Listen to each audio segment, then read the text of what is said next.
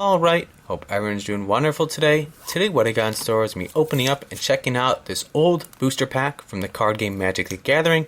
This is from the expansion Fallen Empire, some really old stuff right here. These packs are super thin because they only contain 8 tradable cards, much different than packs nowadays. If you held one of these in your hands, you'd probably be like, wow, super thin. Anyways, this is a Magic the Gathering Fallen Empires, a Richard Garfield game. It says Deckmaster right there. It says you must have Magic the Gathering to play. The old sort of white cellophane packaging as well, kind of interesting off-white eggshell sort of white logo right there. And this is some old stuff as well. I believe this came out in 1994. Pretty crazy. And it's interesting. These packs are super old, but they're not worth a whole lot because they just reprinted so many of them. In the southernest oceans of Dominaria Prime lay a continent of a great kingdoms. Far from the war between Urza and Mishra, the lands of Sarpeda prospered. But as the climates changed, resources dwindled, and empires crumbled, hideous new species arose in the forests and seas, forcing the Sarpedians to fight for their very survival. Recruit these toughened warriors and vicious predators for your duels, but beware, lest you fare no better than the Fallen Empires. Alright, so a little bit of backstory with Fallen Empires. The old Garfield and Garfield game symbol right there, the old Wizard of the Coast symbol with the lighthouse. Pretty cool. And this is from 1994, so quite a while ago. Quite an old pack. Very interesting. Only 8 cards in here. Very cool. So let's just open it up, have some fun with it, and check out the history of Magic the Gathering. Alright, the first card I got is Orcish Veteran.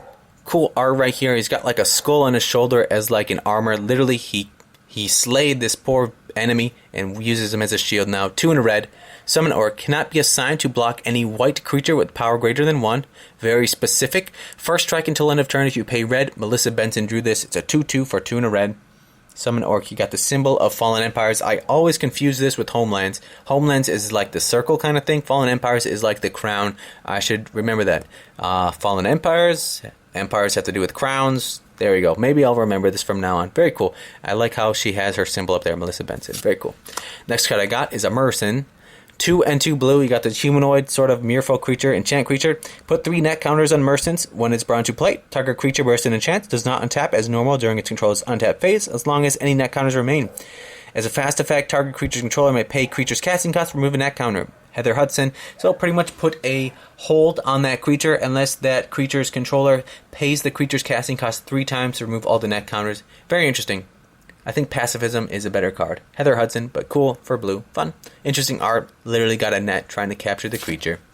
Got Ikaton Infiltree. Very interesting red and yellow kind of background. Very dark looking knight. We're about to pull out his sword and start a war. Summon Soldier. You can pay to give him bandings and pay to give him first strike. Very cool. It's a 1/1 creature for 1 white. Very cool. Edward P. Beard Jr. That's cool. You can pay to have him have first strike. First strike, I like. Banding, that's whatever.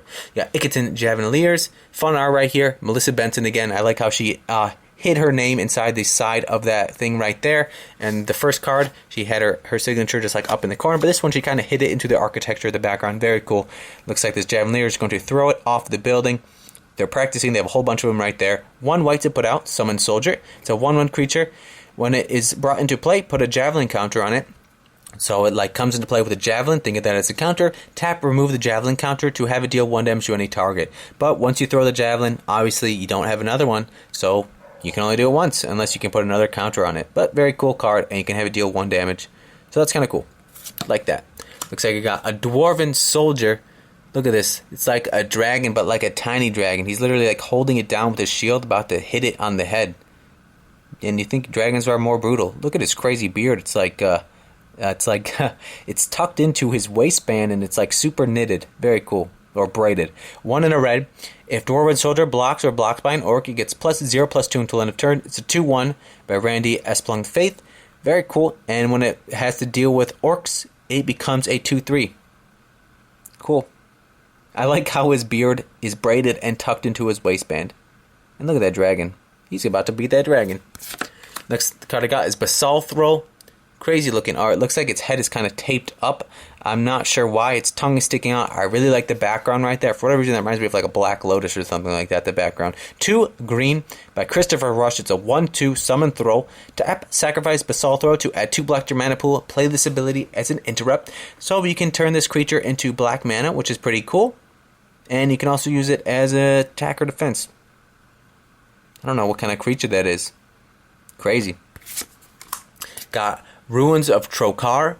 Comes into play tapped, adds white tier mana pool.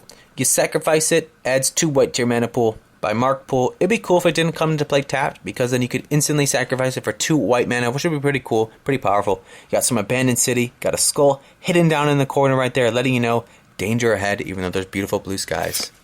And then the last card I got is Throw Champion. Look at those blues right there. Absolutely fantastic. Love the art. In one hand, he's holding like the flag of war. He got a fire in the background. Got some crazy sharpened axe. He's got like 3 heads and like 4 tongues sticking out. How many eyes? The thing's crazy. 4 in a blue. Crazy art by Daniel Gleon. It's a 2/2 for 5. Wow. All throws get +1/+1. Tap, take control of target. Throw. You lose control of target. Throw. If Throw Champion leaves play, or lose control of Throw Champion. So, like, if your opponent has throws and you have this out there, you can pretty much take control of all of them. But crazy looking blue creature, absolutely fantastic. Anyways, a lot of fun to open up this pack. An older pack from Magic the Gathering. Not sure what the rare is. I'm kind of guessing it's Throw Champion, but I don't really know. Anyways, hope you enjoyed this video. Let me know what you think. Keep on keeping on, and I'll catch you all on the next one.